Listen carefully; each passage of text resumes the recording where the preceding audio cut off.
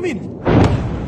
What the? Iran, America আর ইসরায়েলের এই ভয়ঙ্কর যুদ্ধের শুরু আজ না, শুরু হয়েছিল প্রায় 70 বছর আগে। 1953 সালে আমেরিকা ইরানের সরকার উল্টে দেয়, শুধু একটাই কারণে, তেল আর ক্ষমতা। এরপর থেকেই ইরান বুঝে যায় ইউএসএ মানেই শত্রু। এখন প্রশ্ন, ইসরায়েল কেন এই যুদ্ধে? ইসরায়েল হচ্ছে আমেরিকার সবচেয়ে বড় মিত্র, আর ইরান প্রকাশ্যে বলে ইসরায়েলকে মানচিত্র থেকে মুছে ফেলতে হবে।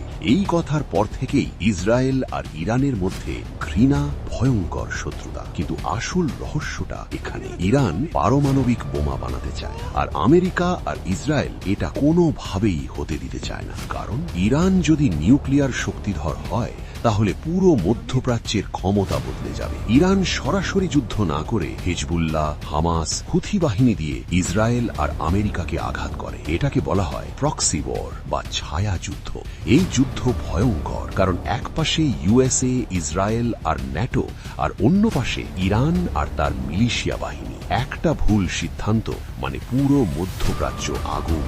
প্রশ্ন একটাই, এই যুদ্ধ কি থামবে, নাকি এটাই তৃতীয় বিশ্বযুদ্ধের সূচনা?